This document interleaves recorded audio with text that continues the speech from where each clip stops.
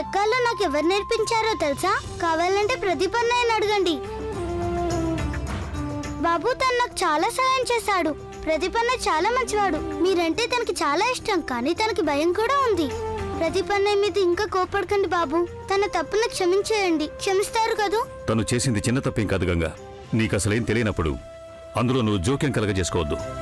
అయితే సరే, ఇక నేనేం మాట్లాడను. కానీ ఒకసారి ప్రదీప్ అన్నయ్యని క్షమించేయండి. నేను మీ కాళ్ళు పట్టుకుంటాను. ఏంటిది గంగా? నేను చెప్తున్నాగా, ఇక ప్రదీప్ అన్నయ్య ఏ తప్పు చేయడు. నిజంగా. నువ్వు ఎవరైతే ఇలా వెనకేసుకొస్తున్నావో ఆ వ్యక్తి తను చేసింది తప్పని కొంచెమైనా గ్రహించాడా? తనకు తెలుసా తను చేసింది ఎంత తప్పు? తెలుసు, అందుకేగా క్షమాపణ అడగాలనుకున్నాడు. నిజంగా అడుగుతాడు. మీరోసారి మాట్లాడి చూడండి ప్రదీప్ అన్నయ్యతో.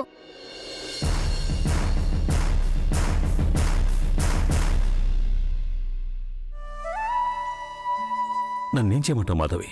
నేనేదైనా చెప్తే వాడికి బుర్రకెక్కుతుందంటావా? తన తప్పు తను తెలుసుకుంటాడంటావా? ఎందుకు తెలుసుకోడా? మీరు తనకి తండ్రి కదా. తనకి వివరించడానికి, మంచి చెడ్డలు చెప్పడానికి పూర్తి హక్కు మీకే ఉంది. ఫైన్,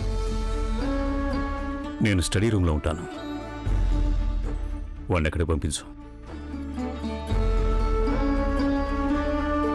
నిజమా బాబు? మీరు ప్రదీప్ అన్నయ్యని క్షమించేస్తారా?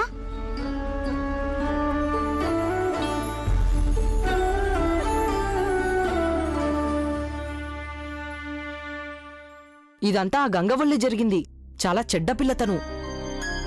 ప్రదీప్, ప్రదీప్ పద నాన్న, మీ నాన్నగారు నిన్ను రమ్మంటున్నారు. నేనేం రాను. మళ్ళీ అరగంట లెక్చర్ ఇస్తారు, పైగా తిడతారు. అయితే నీకంటే పెద్దవారే కదా, నీకు తెలియజేయాల్సిన బాధ్యత ఆయనకుంది. తిట్టే హక్కు కూడా ఉంది. పైగా ఆయన స్వయంగా రమ్మంటున్నారు.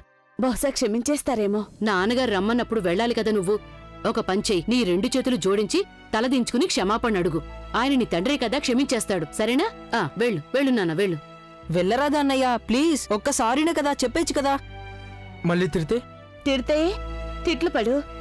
తప్పు చేసింది నువ్వే కదా. ఓకే, కానీ ఒక్కసారి సారీ చెప్తా. మళ్ళీ ఏమని అన్నారో తిరిగి వచ్చేస్తా. ముందు నువ్వైతే వెళ్ళు. నీతో నేను కూడా వస్తాను. వద్దు, అక్కడికెళ్ళి ఏం చేస్తావు? వెళ్ళి చదువుకో. పెద్దవాళ్ళ వ్యవహారాల్లో దూరకూడదు. వెళ్ళు.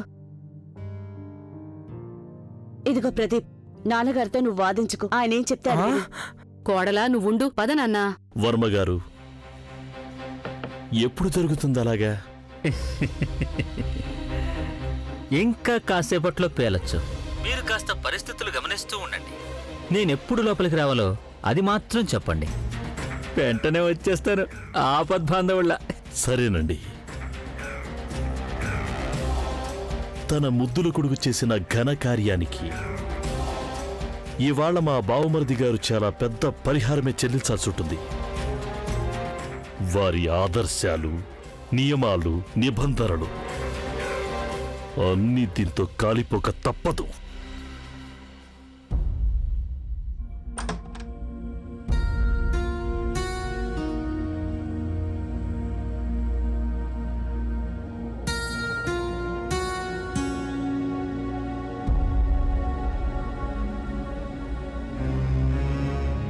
నిరంజన్,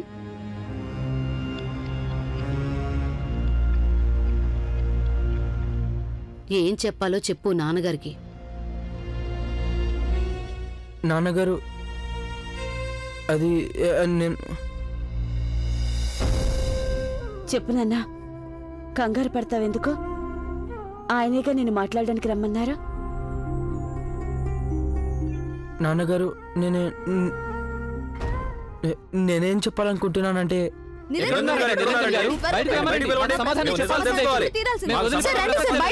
ఇప్పుడుంటుందిలే భలేగా. ముందు నాకు చెప్పండి. మీరు అలా కెమెరాలతో లోపలికి వెళ్ళకూడదు. ఎవరు వాళ్ళు? ఎందుకలా గొడవ చేస్తున్నారు?